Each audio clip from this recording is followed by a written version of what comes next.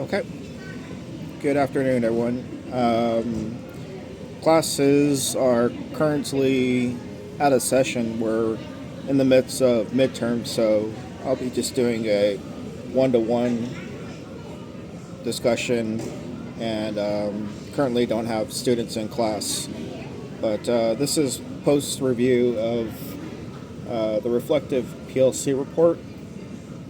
The lesson title was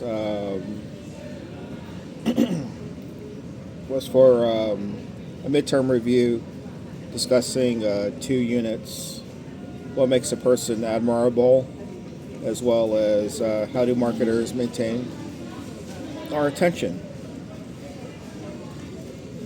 So the challenge for the teacher was to convince the students that there are some links, possibility that being genuine is a admirable thing to do, and teachers, parents alike implement this in our working procedure.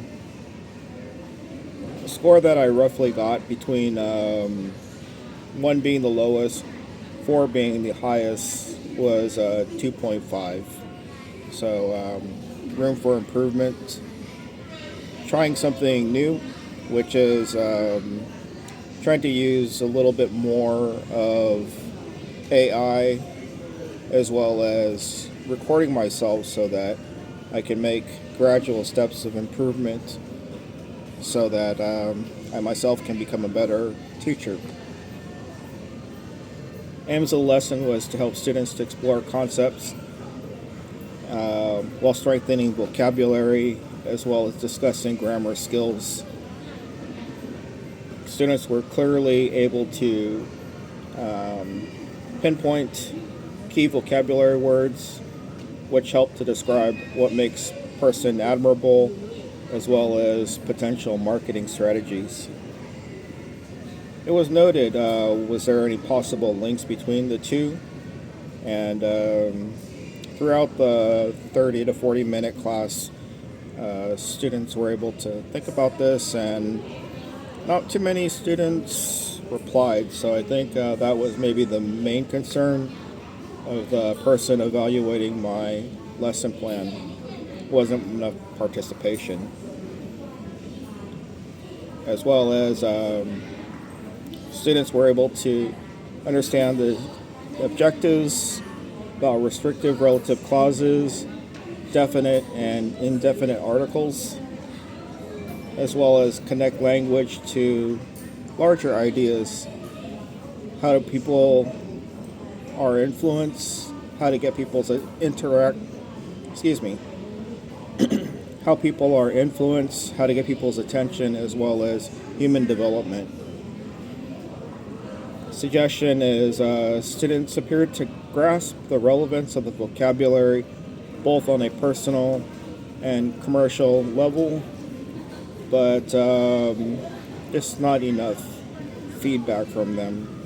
And in their defense, these are 12th grade students, and so they don't have many tangible experiences in the workplace, but they attempted to try to grasp the idea. 2, collaborative inquiry. A reflection is the integration provided seemed effective. Students gave accurate examples about restrictive relative clauses, and were able to apply the usage in their daily life and the fill-in-the-blank exercises. Consider possible visual aids, possibly pairing up students might be good, as well as integrating the third chapter or the upcoming chapter so that it all kind of flows together a little bit better. And on that one, the reviewer gave me 2 of 5, so room for growth. Instructional practice, the lessons were blended a discussion, direct instruction, as well as contextualized practices such as engagement to vocabulary, grammar, application, and narrative bridges. Strengths were think of paired, share, encourage learning projects. The grammar instructions felt a little bit scripted or written because of its direct application to a theme. Think of maybe short stories with examples of both grammar examples to transition, challenges for the teacher. The vocabulary coverage was a bit specific. Students could benefit from fewer terms, but a deeper discussion into the words.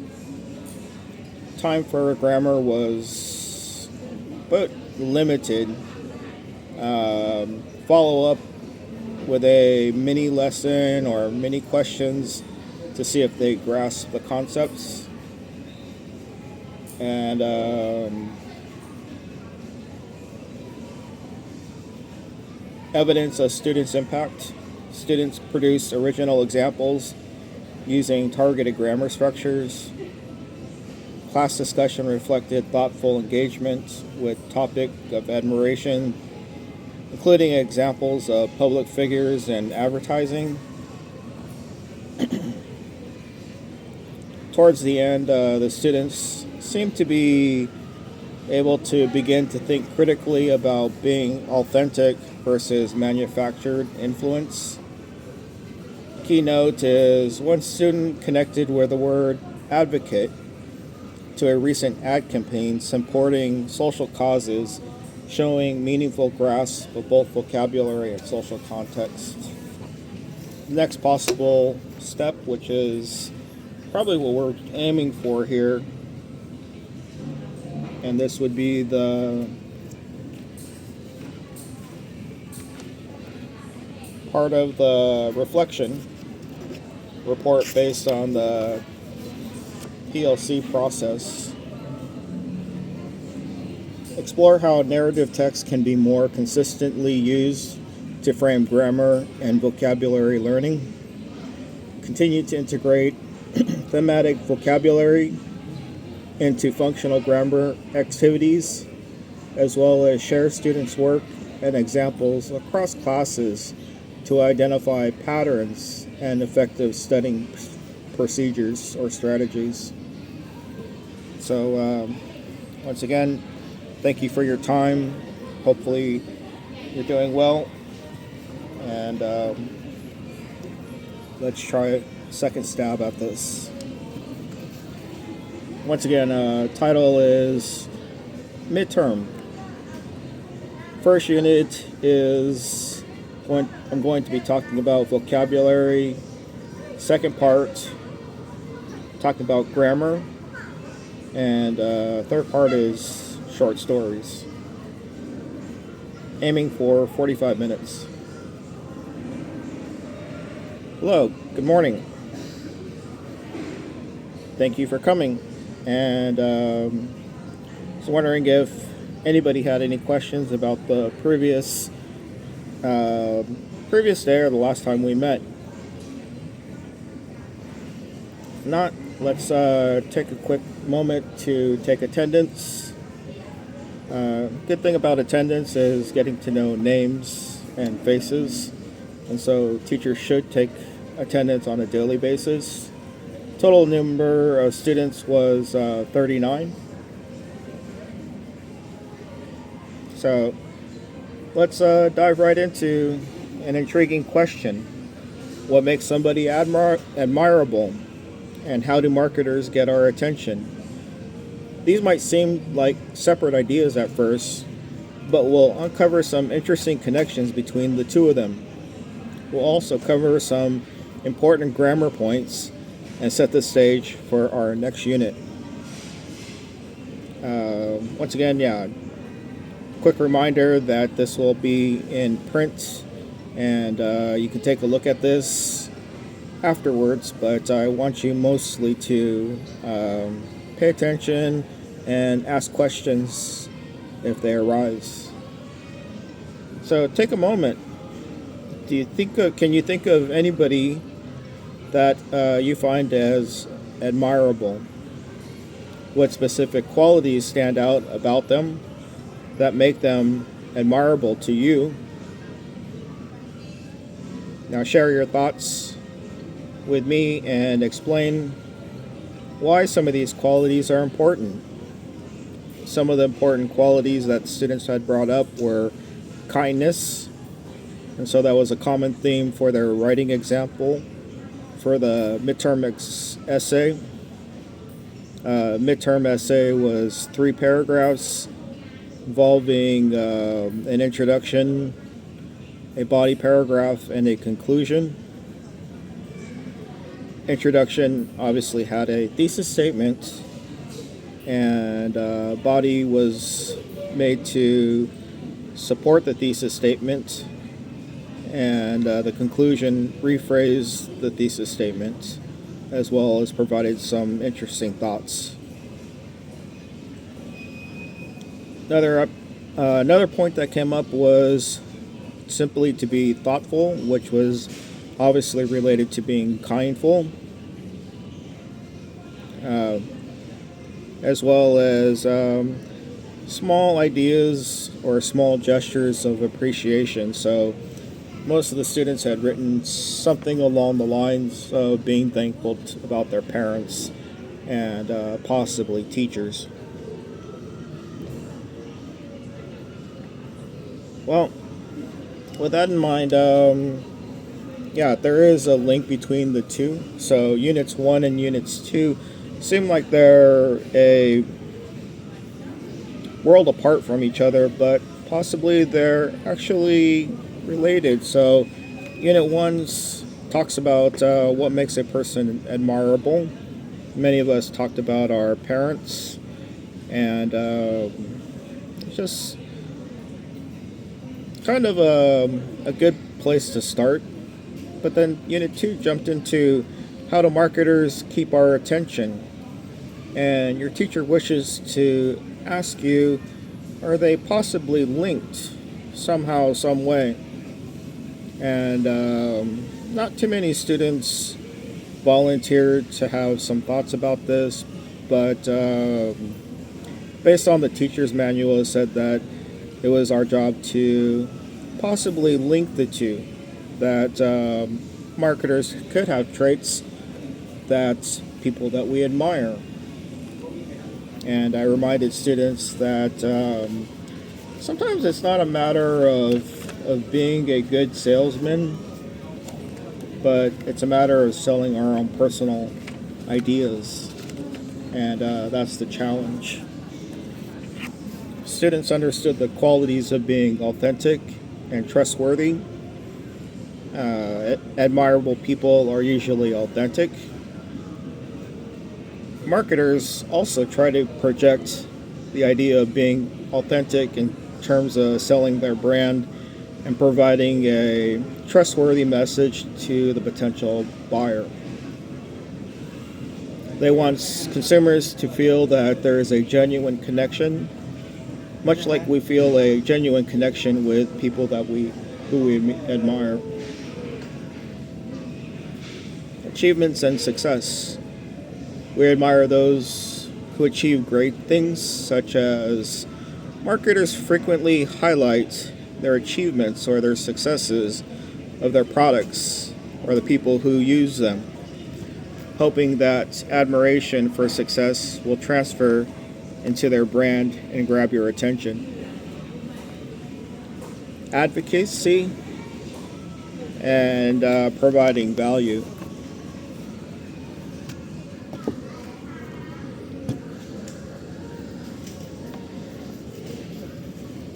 Many admirable people are advocates for important causes, or they embody strong values, such as marketers often try to align themselves with brands or social causes or specific values like sustainability, community, innovation, because I know that consumers are drawn to or drawn attention to brands that appear to stand for something that is good. Lastly, but not least, distinctiveness and having insight. People who are admirable often have this distinct personalities or perspectives, and they value insight of others, so they ask questions. Marketers strive to make their products or messages distinct and insightful as well, believing that the uniqueness and a deeper understanding of the customer needs will capture their attention.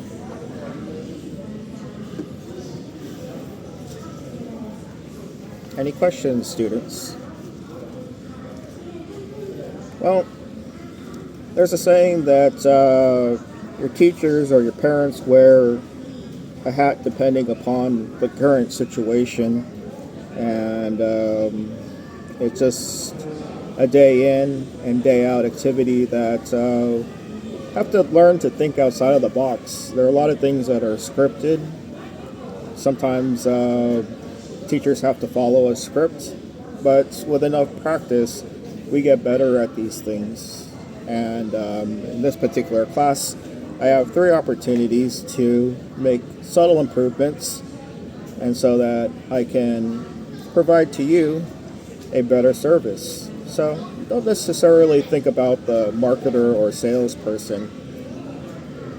Parents, your teacher obviously is trying to sell a platform as well as ideas that come from a book, and give you a choice to think whether you can accept it or think about something on your own. All right. If there are no more questions, let's jump into the vocabulary. Instead of going over 20 words, we're just going to cover 3 or 4 words and see if these words resonate with you so that you can do better on the exam. First word is achievement. Achievement, used as a noun, is a thing that is done successfully, typically by effort, courage, or skill. Soon many of you will be achieving your first achievement, which would be your high school diploma. Many of you have spent an arduous 6 years process to get this achievement, but it means that you successfully accomplished or completed a task using sets of skills, courage, and wisdom that you've acquired over the number of years.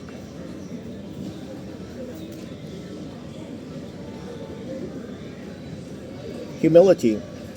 Humility, used as a noun, is the quality having modesty or a low view of one's importance. So, parents, people of temples often express humility that people don't always have to be the richest, the most important, but we also gain a lot of information and less importance by letting go and not worrying about what other people think or what other people do.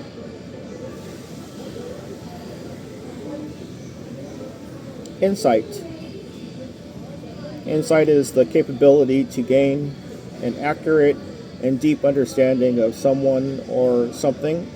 So our goal in these 2 units are, instead of thinking about the differences of the 2, but the similarities and how it can possibly relate to our life in general. So the book, as well as the information that your teacher reads and tries to provide some examples, might give you some better insight so that you can use this on your essays. And I digress for a little bit, but I had a chance to review your written part of your exam. So the written part accounts for 10 points of 30 points. So 20 points will be used for your multiple choice. So this is quite substantial, and I've reviewed all of your papers. Everybody kept the topic, and you fulfilled the requirements of writing the 3 paragraphs, and you have a clear understanding of what makes a person admirable. Nobody attempted to kind of link the 2 ideas together, but I'm sure that it's an interesting topic, as well as purely going through what makes us attracted to listening to a marketer or a salesperson. I graded rather leniently, and students were able to achieve grades between 7. 7 was on par, or C. 8 points was letter B, and maybe you didn't frame your discussion quite the way that I had hoped you to, but you got the main point across. A 9,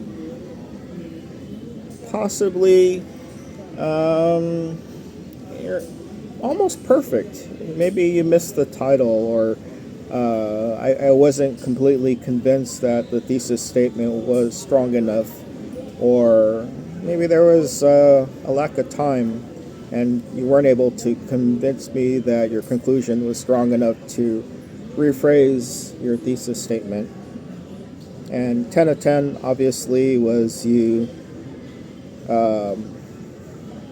checked all the basic requirements, possibly exceeded them, and you made a good impression on me. So commend you for doing a good job.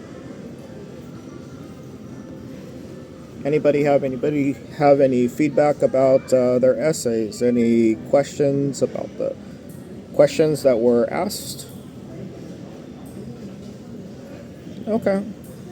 Well, the topics came basically directly from the book, so students were able to follow through, and I feel that you guys have made a big impact over the 8 weeks that we've been learning together. Second part of today's lesson are grammar rules. The 2 grammar rules that we'll be discussing today are the restrictive relative clauses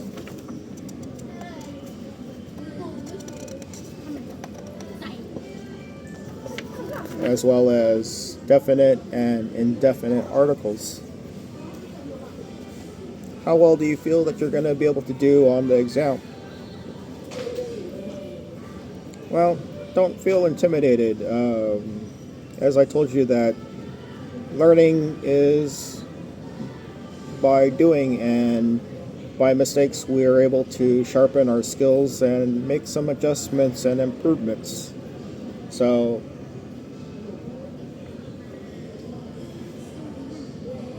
through writing, you're able to sharpen your skills about both of these. A restrictive relative clause gives essential information about a noun. It tells us which person or thing we're talking about. Can't remove it without changing the meaning of the sentence. And we oftentimes use who. Use words like who, which, that, or whose. For example, the person who demonstrates humility is often admired. So, we're going to be talking about who demonstrates humility. Can anybody give me an example using a restrictive relative clause? Anybody?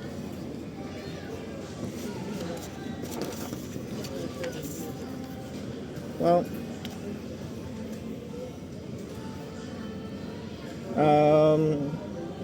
who did you go to lunch with? Is a restrictive relative clause using who. To whom it may concern, meaning that you use this in a formal situation.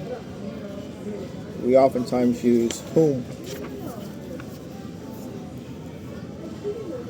The opposite, or not the opposite, but the much less formal form is that, and you hear oftentimes that. That is interchangeable for who or whom. We'll be talking about a thing or a person. You can use that. Whose things are these? Meaning, we're asking a question about who possesses an item. Any questions yet? Okay. Well, still got a little bit of time, so let's talk about definite and indefinite articles. Remember our articles, a, and, the, or no article? A and an are indefinite when used when we're talking about something in general or one of many. The is definite, used when we're talking about something specific or something already mentioned. A usually follows a word that sounds like a consonant, and an usually follows a word that sounds like a vowel. Languages are often, they're changing on a daily basis.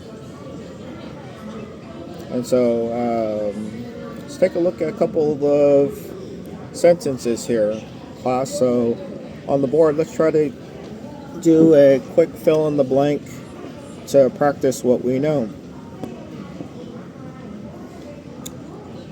I'll read the sentence and you try to tell me which article fits the best. Marketers try to gain blank insight into blank customers' minds. Anybody have an idea about either article that fits in the first or second?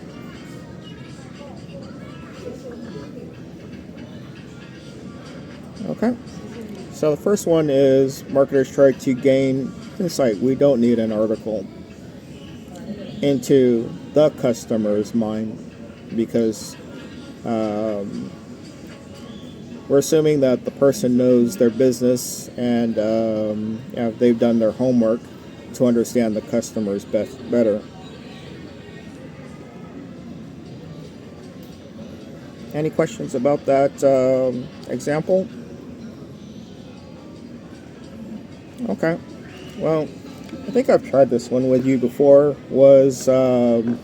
I saw a dog at the park. I saw a dog at the park. Okay, we use a referring to the dog, and we don't have any prior knowledge about the dog. But second sentence is the dog chased the yellow ball. So, students, is there a reason why we can use the instead of a referring to the same dog? Quite interesting. Good job, Johnny. You're right. We can use the when we're more familiar and we're specifically talking about that particular dog or the dog that chased the yellow ball. Okay, so after the lesson, take a look inside your line in our line group, and I'll share with you a worksheet to go over some examples that will possibly be on the midterm exam. And you're always welcome to contact me through Line Messenger if you have any questions.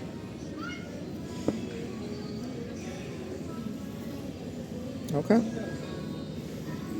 So far we talked about admirable qualities and how do marketers grab our attention. So let's see how these ideas might overlap or influence other people. Situation 1. How might a marketer try to make a product or a brand seem admirable? Think about the vocabulary words we just reviewed. How can you use authenticity, achievement, or becoming an advocate for a cause to get attention.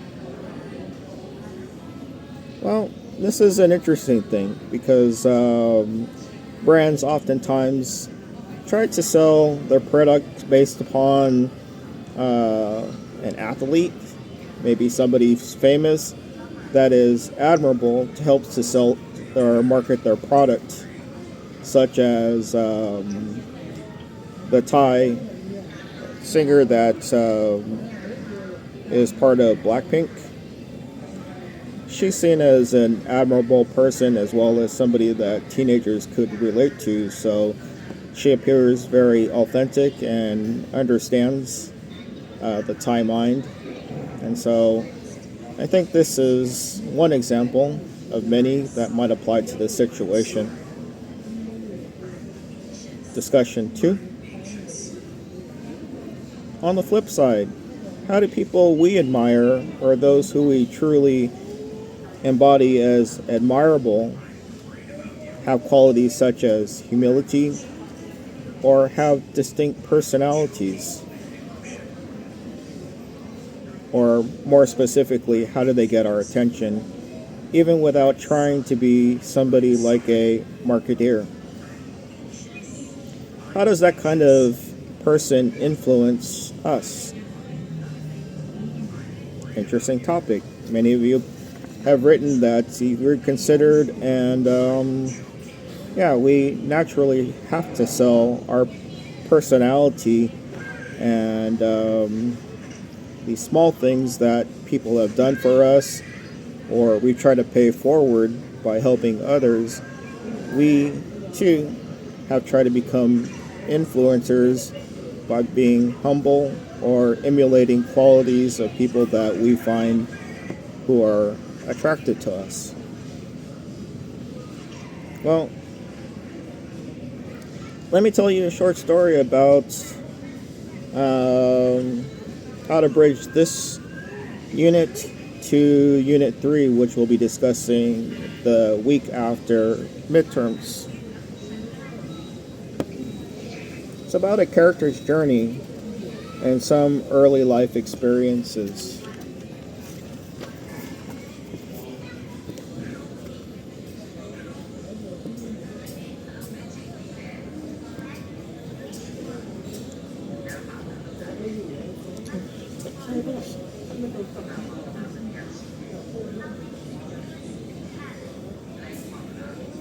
Okay.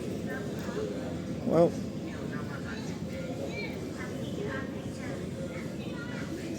this part is just a short reading excerpt about a company called the North Face. The North Face, I believe, was developed in the United States, and